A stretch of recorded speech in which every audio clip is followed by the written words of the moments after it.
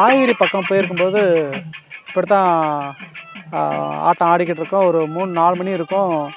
அண்ணன் வந்து நல்லதங்கள் வேஷம் போட போயிருக்காரு. அண்ணன் வர லேட் ஆயிடுச்சு. என்ன நல்லதங்கள் வரணும் அண்ணன் ஃபோன் வந்து மைக்கில் அனௌன்ஸ் பண்ணுறாரு. இந்த அம்மா வந்து ஃபுல்லாக மேக்கப் போட்டுக்கிட்டு இருக்க இடத்துல ஒருத்தர் நல்லா தண்ணியை குடிச்சு போட்டு நீ நான் என்னுடைய ஆசையை இணங்கணும்னு சொல்லிட்டு அவன் சண்டை போடவும் ஊருக்காரலாம் வந்துட்டாங்க. அது மட்டும் இல்லை, நிறைய ஊர்களில் வந்தோடனே எதுவும் பேசலாம் மாட்டாங்க. வந்தோடனே ஜஸ்ட்டை பிடிப்பான், இடுப்பை பிடிச்சி கிள்ளுவான், பெட்டக்ஸ் தட்டுவான், இப்படி இழுத்து காதலி மாதிரி சுத்த விடுவாங்க. இதெல்லாம் நிறைய அலும்பலம் நிறையா பண்ணுவாங்க. பெரும்பாலும் இந்த தொழிலில் பார்த்தீங்கன்னா ஒரு போலீஸ் ஸ்டேஷனோ ஒரு கோர்ட்டோ நீங்கள் போக முடியாது. ஏன்னா அந்த ஊரில் நீங்கள் வழக்கமாக வருஷம் வந்து ஆடணும் பாடணும். அதெல்லாம் வந்து நீங்கள் வந்து எதிர்த்து நீங்கள் வந்து ஒரு போலீஸ் ஸ்டேஷனில் கம்ப்ளைண்ட் பண்ணுறதெல்லாம் சாத்தியக்கூறுகளே இல்லை.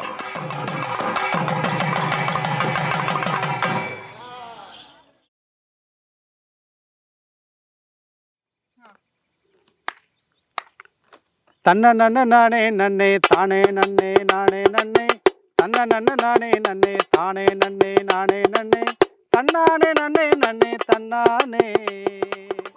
என் பேர் வந்து சென்றாய பெருமாள்.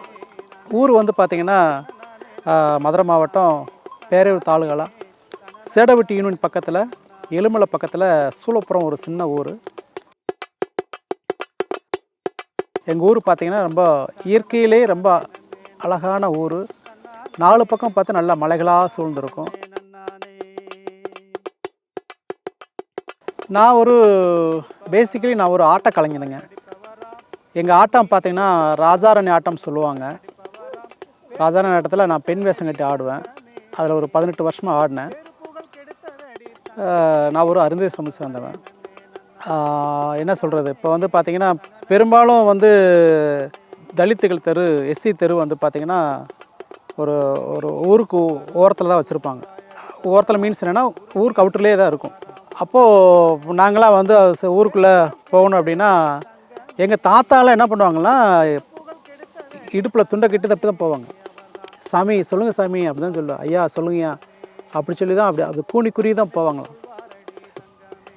நான் அதில் சின்ன வயசில் என்னை பாதித்த ஒரு தடமாக தான் இன்னும் இப்போ நான் பார்க்குறேன். எங்கள் அப்பா பேர் பெருமாள். அவரை வந்து ஜில்லுன்னு கூப்பிடுவாங்க. அவர் வந்து பெண் வேஷ கலைஞர். கிட்டத்தட்ட ஒரு 30-40 ஆண்டு காலமாக அவர் பெண் வேஷம் கட்டி ஆடினார். கந்தன் மகன் பெருமாள் அவர் பெண் வேடத்தில் ஆடினார். கந்தன் மகன் பெருமாள் அவர் பெண் வேடத்தில் ஆடினார். ஜில்லன்னு பெரும் புகழ் பெற்றாரே, அவர்தான் பெண் வேடத்தில் கலக்குனாரே தங்கமே தங்கமே, பெண் வேடத்தில் கலக்குனாரே தங்கமே. மகாலிங்கம் பிளாவடி மூத்த அண்ணன் தானே, பாண்டியும் சென்றாய் பெருமாள் தன்னானே, நாங்க 4 பேர் ஆடி வந்தோம் தன்னானே ஏதன்னானே.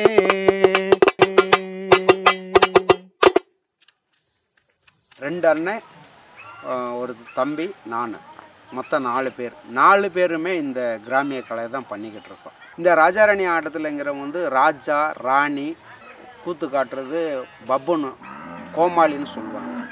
2 ராஜா இருப்பாங்க, 2 பெண் வேடம் விட்டுருப்பாங்க. ஆம்பளை ஆள் தான் பொம்பளை ஆளாக நடிக்கணும் அப்படிங்கிறத வந்து எங்கள் அப்பா ஒரு பெண் வேடம் தான் போட்டாருங்க. அதுக்கடுத்து வந்து பிள்ளைகளுக்கு எங்களுக்கு கற்றுக் கொடுத்தாருங்க. இந்த ராஜாராணி ஆட்டத்தில் நான் என்ன வேடம் ஆயிருக்குன்னு சொன்னால், அதாவது வந்து காமெடி கோமாளின்னு சொல்லுவாங்க.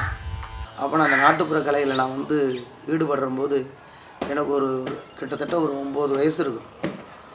9 வயசில் எல்லாருமே பள்ளிக்கூடத்தில் படிச்சுக்கிட்டு இருந்தாங்க. வசதியானவங்களாம் நல்லா படிப்பாங்க. எங்கள் வீட்டில் வசதியெல்லாம் இல்லை, சாப்பாட்டு கூட வழி இல்லை. என்ன அப்போ சாப்பாடெல்லாம் பார்க்கணும், பூரா கூழு தான்.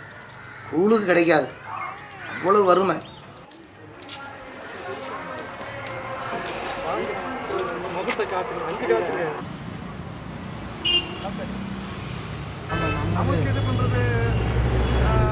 நாங்கள் 7வது படிச்சுட்டு வறுமை காரணமாக பள்ளிக்கூடத்துக்கு போகல, ஆட்டத்துக்கு சேர்த்து விட்டாங்க.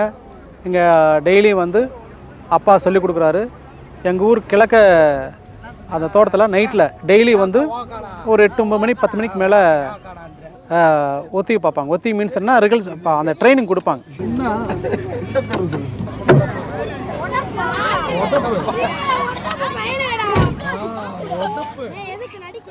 ராஜபாட்டு கோமாளி இந்த பக்கம் இருப்பாங்க, இந்த பக்கம் பெண் வேஷம் இருப்பாங்க. அப்போது இப்போ கதையெல்லாம் சொல்லி கொடுப்பாங்க. ராஜபாட்டு எப்படி பேசணும், கோமாளி எப்படி பேசணும், அதுக்கு என்ன கோமாளி எப்படி பேசணும், பெண் வேஷம் எப்படி அந்த நடந்து வர்றது, அந்த லேடிஸ் மாதிரி அந்த அப்படி பேசுகிறது, அந்த சைகை வச்சு பேசுகிறது, அது மாதிரி கை அப்படி லேடிஸ் மாதிரி நடக்கிறது, அப்படி சொல்லி கொடுப்பாங்க.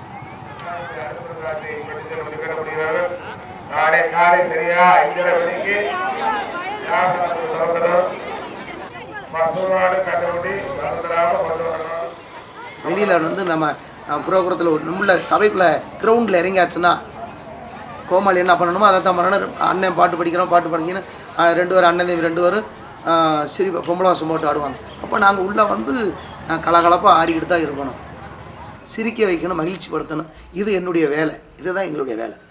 இப்போ அண்ணன் தம்பி நாங்கள் 4 பேர் ஒரு இடத்துல ப்ரோக்ராம் பண்ணிக்கிட்டு இருக்கிறம்போது கரெக்டாக ஒரு நைட்டு ஒரு 2 மணி இருக்கும். அப்போ எங்கள் அம்மா இறந்துட்டாங்க. எங்கள் அம்மா இறந்த உடனே எங்களுக்கு ஃபோன் வருது. அம்மா இறந்த செய்தி கேட்டு அந்த இடத்துல எப்படிங்க அந்த இடத்துல சந்தோஷமாக மக்களை மகிழ்ச்சி படுத்த முடியுமா, சந்தோஷப்படுத்த முடியுமா? அம்மா இறந்து கிடக்காங்க, நாங்கள்லாம் இங்கே சந்தோஷமாக அந்த கூட்டத்தை நம்ம சந்தோஷப்படுத்தணுமே. நம்ம செய்கிற தொழிலை கலை தானே, கலை. ஹலோ ஹலோ ஹலோ ஆஹா ஆஹா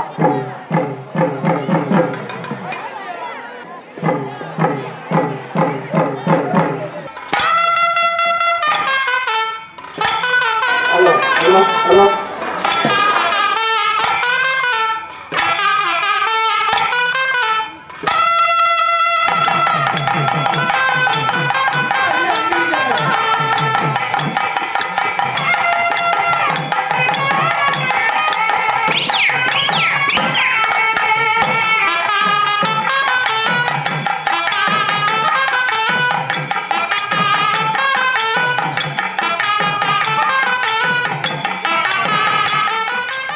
எங்கேயாவது கலைஞர்கள் ரொம்ப சந்தோஷமாக இருக்காங்கன்னு நம்ம சொல்ல முடியாது. அது ஒரு கஷ்டம்தான். ஒவ்வொரு ஊர்களில் பார்த்திங்கன்னா ஜாதி பாட்டு பாட சொல்லி சில பிரச்சனைலாம் பண்ணுவாங்க. அது மாதிரி ஒரு சில ஆதிக்க ஜாதி ஊர்களில் போனால் வற்புறுத்தி பாட சொல்லுவாங்க, நீங்கள் அந்த பாட்டு பாடியே ஆகணும்னு சொல்லி சண்டை போடுவாங்க. அப்படி பாடலைன்னா சம்பளத்தை பிடிச்சிக்கிடுவாங்க. எல்லாம் ஜாதி, அந்த ஜாதி தான் காரணம். இன்னொன்று வந்து நீங்கள் அவங்ககிட்ட வந்து ஒரு இது பார்க்க முடியாது.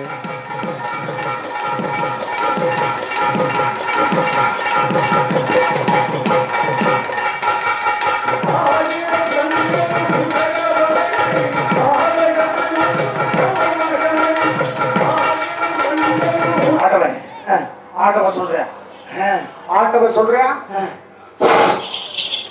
இந்த அருணாச்சலம் பிடிக்கும்.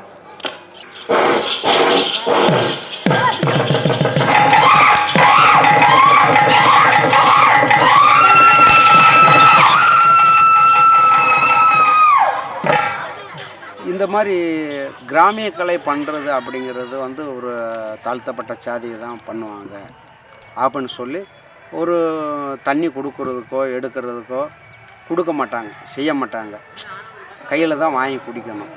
அது மாதிரிலாம் நிறைய பிரச்சனைகளை வந்து நாங்கள் வந்து சந்திச்சிருக்கோம். அப்போது நீங்கள் போட்டது ராஜா ராணி வேஷம் போட்டாலும் கூட அங்கே என்ன ஆகுது, அவங்ககிட்ட நீங்கள் வந்து இப்படி தான் வந்து தண்ணி குடிக்கணும். அது எந்த நாட்டுக்கு ராஜா ராணி தெரியல, ஆனால் அப்படி இருந்தும் கூட அவங்ககிட்ட வந்து எப்படி இருக்கணும், தண்ணி இப்படி தான் வாங்கி குடிக்கிற ஒரு இது. பெரும்பாலும் வந்து இந்த பகுதியில் பார்த்திங்கன்னா எல்லாம் வந்து ஆட்டுக்கொட்டம் மாட்டுக்கொட்டம் இந்த மாதிரி இடங்களில் தான் அவங்க வந்து மேக்கப் போடுறதுக்கு இடம் கொடுப்பாங்க. வெறும் மாட்டு மோத்திரங்களும் மாட்டு சாணங்களும் தான் இருக்கும். அதில் நீங்கள் வந்து மேக்கப் போடணும். அங்கே தான் சாப்பாடு கொடுப்பாங்க, அந்த சாப்பாடு தான் நீங்கள் சாப்பிடணும். நீங்கள் வந்து அதை விட்டு வெளியில் போக முடியாது.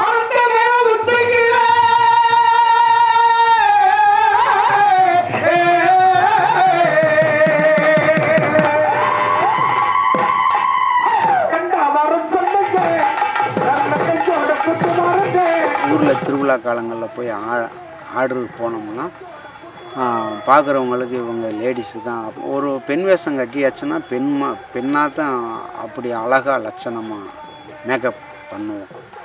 அப்படி இருக்கும் பொழுது வந்து சில பேர்லாம் ட்ரிங்க்ஸ் அடித்தவங்க இந்த மாதிரிலாம் இருக்கிறவங்க வந்து எங்களை கையை பிடிப்பாங்க, ஒரு சில ஊர்லலாம் தூக்கிட்டே போயிருக்காங்க. ஒரு பக்கம் ஜோக்காக இருக்கும், ஆனால் இன்னொரு பக்கம் நினச்சி பாருங்கள், எந்த ஒரு அப்பாவும் அது நினச்சா அது கஷ்டம் தானே. இது எப்படி நான் என்னோடய நண்பர்கள்ட்ட எப்படி நான் சொல்ல முடியும்? இப்போ ஒரு ஆண் பெண் வேடம் கட்டி ஆடும்போது அந்த மாதிரி பிரச்சனை அப்படின்னா, உண்மையிலே லேடிஸ்லாம் ஆடுறாங்க இல்லையா, அவங்கள ரொம்ப கஷ்டமான ஒன்று. எத்தனை இடத்துல வந்து நான் பெண் வேஷம் கட்டி ஆடும்போதெல்லாம் இடுப்பு பிடிச்சி கிள்ளுவான், ஜஸ்ட்டை பிடிப்பான், பல பாலியல் சீண்டல்லாம் நடக்கும். அவனை ஏதாவது சொன்னோம்னா ஊருக்காரன் போகிற ஒன்று திரும்புவான். அதில் எதிர்த்து போராடி தான் வந்திருக்கு.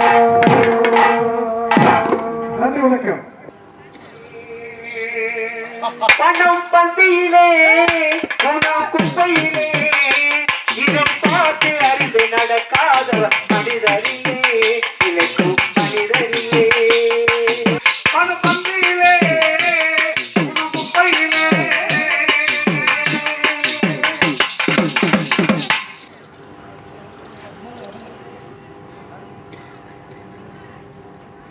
ஸ்கூலுக்கு போகிற பையங்களை அனுப்பி விடுவோம். இந்த உங்கள் அப்பா வந்துட்டார், குடிமை வச்சவர், பொம்பளை மாதிரி குடிமை வச்சுருக்காரு அப்படின்னு சொல்லி கிண்டல் பண்ணியிருக்காங்க. ஸ்கூல் விட்டு முடித்து பையன் வந்து, அப்பா இந்த மாதிரிலாம் சொன்னாங்க, என்னை கிண்டல் பண்ணுறாங்க, கேலி பண்ணுறாங்க, நீங்கள் பொம்பளை மாதிரி முடி வச்சுருக்கீங்களா அப்படின்லாம் கேட்குறாங்க அப்படின்லாம் கேட்டிருக்காங்க. இதில் இருக்கிற பழம் வந்து உனக்கு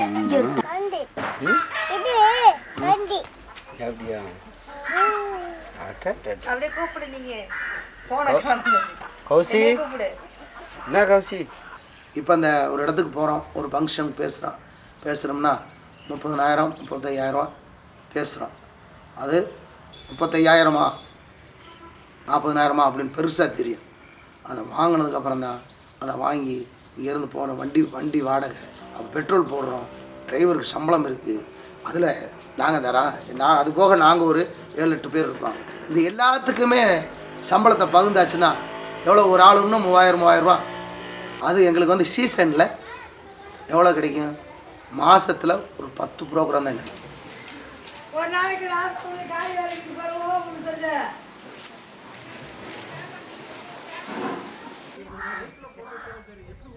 வீடு 6 மாதம், காடு 6 மாதம்னு சொல்லுவாங்க. எங்கள் இதில் நான் பழமொழி உண்டு. அந்த சீசன் வந்தால் தான் அவங்களுக்கு நல்லா திருப்தியாக இருக்கும். அந்த பங்குனி, சித்திரை, வைகாசி, ஆனி, ஆடி 5 ஆவணி வரைக்கும் இருக்கும். ஆனால் அதுவே வந்து என்ன செய்கிறது, இந்த எறும்பு சேர்த்து வச்சது மாதிரி இந்த கலைஞர்கள் இந்த 6 மாதம் போகிறாங்க இல்லையா, அதுவும் இந்த 6 மாதம் வேலையில் இருக்காங்க பார்த்தீங்களா, அதுக்கும் சரியாக போயிடும்.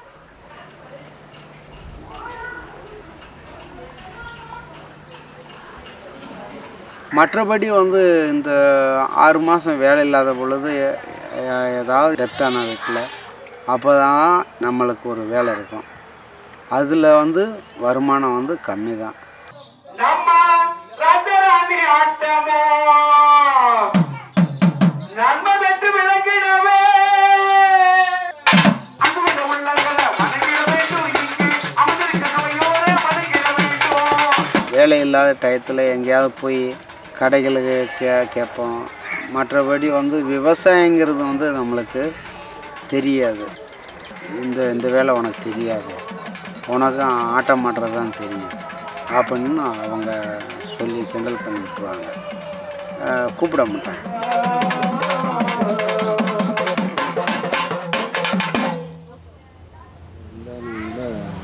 கரகாட்டம் போனவங்க கூட சும்மா மட்டும் தான் படிக்கணும், மணிபுரம் எல்லாம் படிச்சுட்டேன். நாங்கள் இந்த தொழில் பார்த்துக்கிட்டுங்க, அண்ணன் தம்பி 4 பேரும். தம்பி வந்து படிக்கணும், 4வது பையன், 4வது தம்பி வந்து படிக்கணும் அப்படின்னு சொல்லி அப்பா கிட்ட சொல்கிறாங்க. எங்கள் கூட படித்த பசங்க ஊரில் ஆட போயிருந்தேன் இலை வீடில். அப்போது அங்கே போய் பார்த்தா என் கூட படித்தவங்க தாத்தா தான் இறந்துருக்காரு. அந்த ஊரில் அட்வான்ஸ் கொடுத்தாங்க. அப்புறம் பார்த்தேன் அந்த ரொம்ப வெக்கமாகிடுச்சு. எப்படிடா மேக்கப் போட்டு எப்படிடா ஆடுறது, பாவாடை கட்டிக்கிட்டு ஜாக்கெட்டை போட்டுக்கிட்டு எப்படிடா அவங்க முன்னாடி எப்படிடா நம்மலாம் 7ஆவது படிக்கிறோம் எப்படி படித்தோம், இவங்கள முன்னாடி எப்படிடா ஆட போகிறோன்ட்டு எனக்கு ரொம்ப வருத்தமாக இருந்துச்சு. அப்போ நான் எனக்குள்ளே மனசுக்குள்ளே ஒரு வெறி வந்தது. அந்த வெறி எப்படின்னா, நம்ம படிக்கணும், அந்த எப்படா வேலை முடியும்னு காத்துக்கிட்டு இருந்தேன். ஊருக்கு வந்தேன், வாத்தியார்கிட்ட கேட்டேன், ஸ்கூல் வாத்தியார்கிட்ட, ப்ரைமரி ஸ்கூல் வாத்தியார்கிட்ட. அவர் சொன்னார், இந்த மாதிரி படிக்கலாம், இதுக்கு வயசு தடையில்லை, 8வது 10வது 12வது படிக்கலாம்னு சொல்லி சொன்னார், ஐடியா கொடுத்தாரு.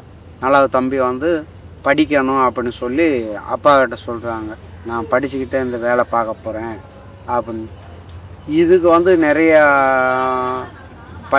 படித்து என்னப்பா பண்ண போகிற, நீங்கள் வந்து ஏற்கனவே ஒரு தொழில் இருக்குது, இந்த தொழிலே பார்க்கலாம் அப்படின்னு சொல்லி அண்ணா அவங்க வந்து எதிர்க்கிறாங்க. வேண்டாம், நீ படிக்க போகிறேன் அப்படின்னா உன்னுடைய இடத்துல வந்து இன்னொரு ஆள் வந்து கிடைக்காது. அப்போது அட்மிஷன் ஃபீஸ் கட்டுறதுக்கு கொடுக்க மாட்டுறாங்க. அப்போது இந்த நாங்கள் நைட்டில் ஊரில் ஆட போகும்போது ஜாக்கெட்டில் குத்துவாங்க, 50 100 குத்துவாங்க. அந்த பணத்தை தெரியாம எடுத்து உள்ளே வச்சு, இவங்களுக்கு தெரியாமல் உள்ளே எடுத்து வச்சு 450 ரூபா 600 ரூபா 450 ரூபா 500 ரூபா நினைக்கிறேன் என் கட்டின அமௌண்ட்டு அந்த இது. அப்போ கட்டிட்டேன். எனக்கு புத்தகங்கள்லாம் அனுப்புகிறாங்க, கரஸ்பாண்டில் நான் படிக்கிறேன். உனக்கு தேவை நான் வேலைக்கு வந்துடுறேன். அந்த எக்ஸாம் டயத்தில் மட்டும் என்கிட்ட ஒரு 4 நாள் 5 நாள் மட்டும் என்கிட்ட ஒரு ஆளை மட்டும் ரெடி பண்ணிக்கன்னு சொன்னேன். அந்த கண்டிஷனில் தான் இந்தளவுக்கு நான் படிக்க முடிஞ்சது. அதனால தான் அந்த டிடிசியில் மதுரை காமராஜ் யூனிவர்சிட்டியில் ப்ரீ ஃபவுண்டேஷன் கோர்ஸ் இருந்துச்சு, அது படித்தேன். அப்புறம் எம்ஏ வரலாறு படித்தேன். எம்ஃபில் கிடச்சது, சீட்டு கிடச்சது. பிஹெச்டி சீட்டு கிடச்சிச்சு. பிஹெச்டியில் என்ட்ரன்ஸ்லேயே ஃபஸ்ட் நல்ல மார்க். படிச்சுக்கிட்டே வேலை பார்த்துருக்கும்போது இங்கே நைட்டு ஃபுல்லாக இங்கே ஒரு திருவிழா காலங்களில் ஆடணும், பகலில் காலேஜு படிக்கணும், அதையும் பார்க்கணும். ரொம்ப ரொம்ப கஷ்டப்பட்டா. அப்படி சாப்பாடு கூட இல்லாமல் ஒரு இடத்துல இருந்து சாப்பாட்டுக்கு வழி இல்லாமல். ஒரு ஆட்டக்கலைஞன் வந்து ஒரு உயர்கல்வித்தில் போகும்போது அவனுடைய மென்டாலிட்டி வேறு மாதிரி இதாச்சு.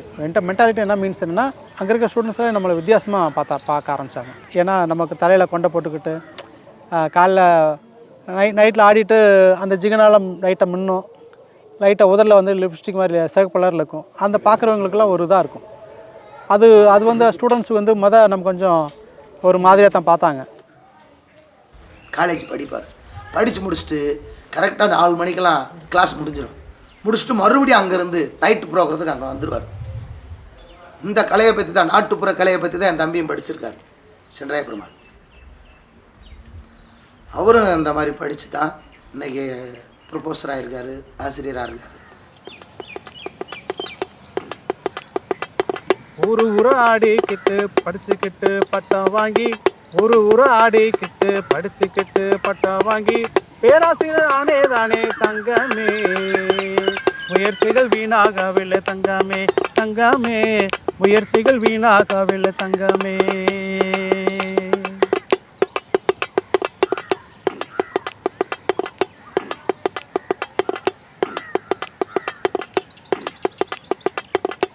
ஒரு பல்கலைக்கழகத்துக்குள்ள ஒரு பேராசிரியர் போகிறோம்ங்கிறது எனக்கு ஒரு புதுமையான ஒரு அனுபவம்.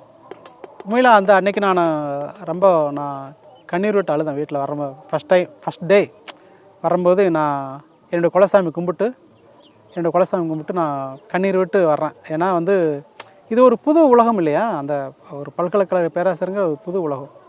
அதில் வரும்போது எனக்கு அந்த கண்ணீரோடு வந்து தான் அந்த பசங்கள்லாம் பார்க்கும்போது எனக்கு என்ன தோணுச்சு தெரியுங்களா, நிறைய பேருக்கு வந்து என்னதான் நிறையா படிச்சிருப்பாங்க, ஆனால் ஸ்டேஜ் ஃபியர் இருக்கும்.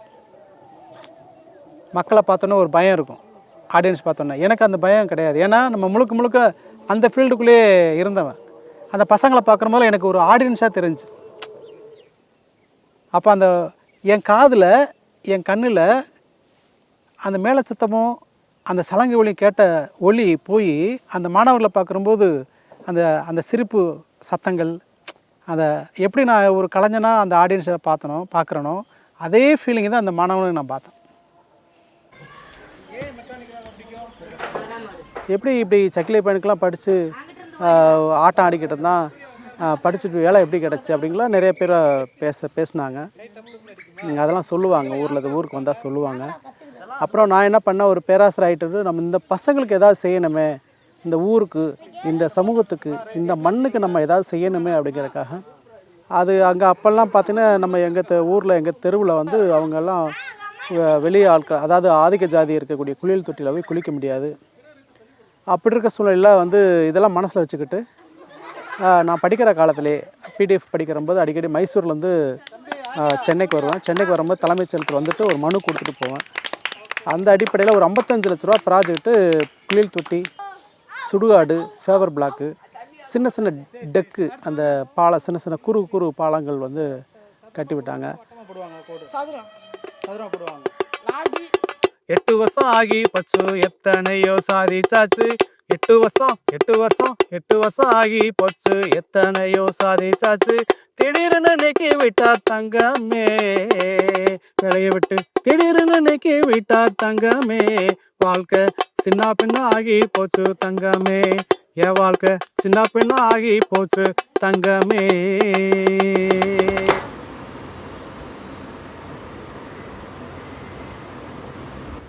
உங்களை வந்து ரிமூவ் பண்ண போகிறோம் சொல்லிட்டு ஏற்கனவே மறைமுகமாக பேச்சு அடிபட்டுச்சு. அப்புறம் மார்ச் மாதம்தான் அந்த ஆர்டரை கொடுத்தாங்க. இது வந்து நான் அவங்க 2016 அட்வர்டைஸ்மெண்ட்டில் அப்ளை பண்ணுறேன், சர்டிஃபிகேட் வெரிஃபிகேஷன் பண்ணுறாங்க, ஸ்க்ரூட்டனைஸ் பண்ணுறாங்க, இன்டர்வியூ நடக்குது, சிண்டிகேட்டில் வச்சு டிசைட் பண்ணுறாங்க. அதுக்கப்புறம் தான் ஏசிஏ அடிப்படையில் அந்த போஸ்டிங்கு தர்றாங்க. 8 வருஷம் சர்வீஸில் இருந்து போய்கிட்டு இருக்குது, நல்லா தான் கரெக்டாக போய்கிட்டு இருக்குது. அதில் சோகாஸ் நோட்டீஸும் 2 நோட்டீஸ் கொடுத்தாங்க. அந்த சோகாஸ் நோட்டீஸில் ஃபஸ்ட் டைம் வந்து கோர்ட்டு மதுரை ஹைகோர்ட்டில் போயிட்டு வந்துட்டேன். இப்போ செகண்ட் டைம் வந்து சோகாஸ் நோட்டீஸ் கொடுத்தாங்க. அதில் வந்து இர்ரெகுலர் எஜுகேஷனு அப்படி சொல்லி கொடுத்தாங்க. அப்புறம் வந்து இர்ரெகுலருங்கிறது அதில் அவங்க கொடுத்த நோட்டீஸில் பார்த்தீங்கன்னா நான் 8 இது முடிச்சிருக்கேன். ப்ரீ ஃபவுண்டேஷன் கோர்ஸு, அப்புறம் வந்து MA, MPhil, PhD, foundation second year course, foundation first year, UG.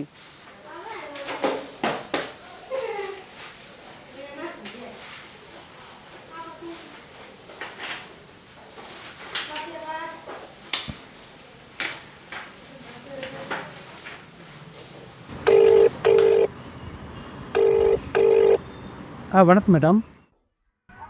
Madam நான் சென்ட்ராய் தருமா மேடம்.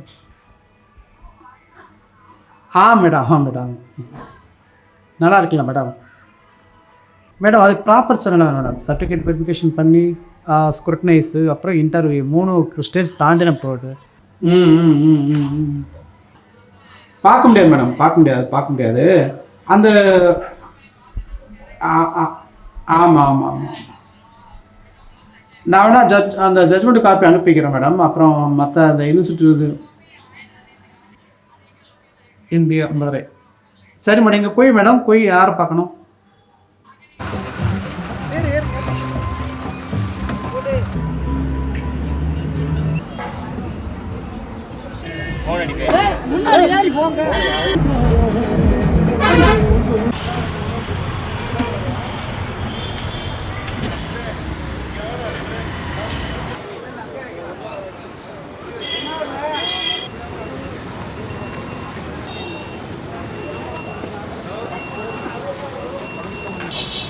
இந்த ஃபார்மல் எஜுகேஷன் வந்து அதுதான் அவங்க வச்சு கேட்குறாங்க. அது தப்பாக இருக்கிறதுனால தான் உங்களுக்கு வேலை போகுதுன்ற மாதிரி அவங்க அட்வொகேட் சொல்கிறாங்க சார். ஸோ இந்த ஃபார்மல் எஜுகேஷன் ஏன் உங்களால் பண்ண முடியலன்றதுக்கு உங்களோட பட்ஜெட் சொல்லுங்கள். நான் பண்ணணும்னு சொல்லையே, எனக்கு வந்து அந்த வாயு கணக்கு இல்லை. ஏன்னா மற்றவங்க மாதிரி நீங்கள் வந்து 8, 10, 12 போர்ட்ஸ் கடிச்சு போகிறதுக்கு எனக்கு அந்த வாய்ப்பு இல்லை. ஏன்னா முழுக்க நான் தாத்தா ஒரு ஆர்டிஸ்ட்டு, உரிமை வாசிப்பார், அப்பா பெண் வேட கலைஞர். எங்களுக்கும் இந்த பள்ளிக்கூடத்துக்கும் இந்த பல்கலைக்கழகத்துக்கு சம்மந்தம் இல்லையே. படிக்கணும் என்னன்னு தெரியாது. அப்படி தெரிஞ்சது நான் எதுக்கு இந்த மாதிரி பண்ணியிருக்கேன்? நான் ஒரு காலகட்டத்துக்கு அப்புறம் தான் நான் வந்து படிக்கணுங்கிற விரும்புகிறேன். படிக்கணுங்கிறது படிச்சது தப்பா? உங்களுக்கு தெரியல.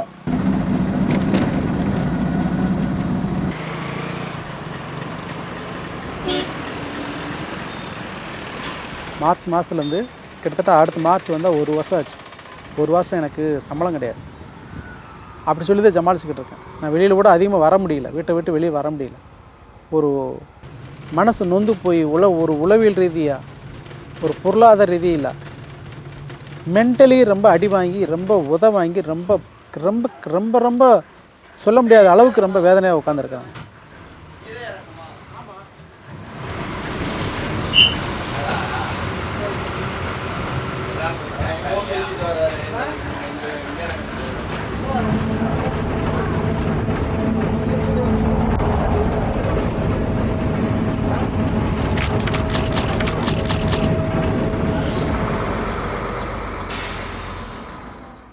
சரி, நீங்கள் போட்டிங்க, ரிமூவ் பண்ணீங்க. நான் கோர்ட்டுக்கு போகிறேன்.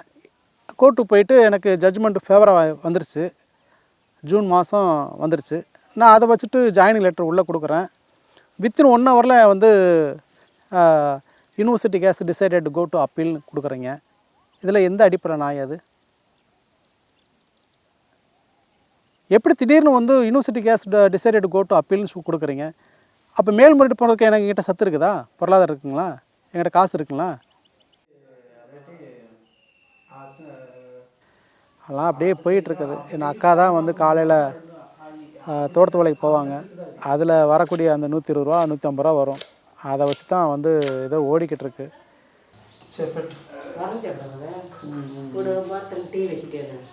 கிட்டத்தட்ட 18 வருஷம் நான் அதில் அந்த பார்வையாளர்களை சிரிக்க வச்ச நான் சந்தோஷமா இல்லையே. இது கேள்விக்குறியாக இருக்குது இல்லையா? பார்வை எத்தனோ ஊர்களில் எத்தனோ கிராமங்களில் நான் ஆடாத ஊர்களில் ஆடாத தெருவு கிடையாது. அத்தனை ஊரில் ஆடிட்டு நான் படிக்கிறேன். எனக்கு அந்த பிளாட்ஃபார்ம் தான் கிடச்சிது. இது எந்த அடிப்படை நியாயம்? ஒரு நாட்டுப்புற கலைஞனுக்கு நீங்கள் அப்போ ஒரு உயர்கல்வித்துறைங்கிறது அந்த உயர்ந்த பண்பு இல்லையே. கஷ்டமாக இருக்குல்ல எனக்கு.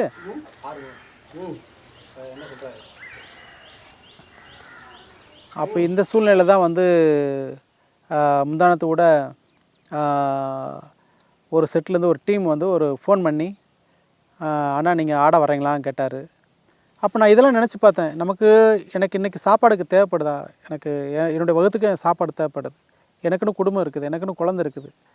இதுக்கு நான் வேறு வழி இல்லையே, எனக்கு வேறு வேலை தெரியல. நான் மீண்டும் ஆட போகலாமா அப்படிங்கிறத நான் மனசில் வச்சுருக்கேன். தன்ன நன்ன நானே நன்னே தானே நன்னே தானே நன்னே தன்ன நன்ன நானே நன்னே தானே நன்னே நானே நன்னே தன்னானே நானே நன்னே தன்னானே. ஒரு வயசு குழந்தை இருக்கு, அவன் வாழ்க்கை கேள்வியாயிருக்கு. ஒரு வயசு குழந்தை இருக்கு, அவ வாழ்க்கை கேள்வியாயிருக்கு. என்ன செய்ய போற நடி தங்கமே, என்ன செய்ய போற நடி தங்கமே. எனக்குன்னு யாரு இருக்கா தங்கமே, தங்கமே. எனக்குன்னு யாரு இருக்கா தங்கமே. தன்ன நன்ன நானே நன்னே தானே நன்னே தானே நன்னே தன்ன நன்ன நானே நன்னே தானே நன்னே நானே நன்னே தன்னானே நானே நன்னே தன்னானே தன்னானே நானே நன்னே தன்னானே தன்னே தனனன நானே நன்னே தன்னானே தன்னானே தனனன நானே நன்னே தன்னானே.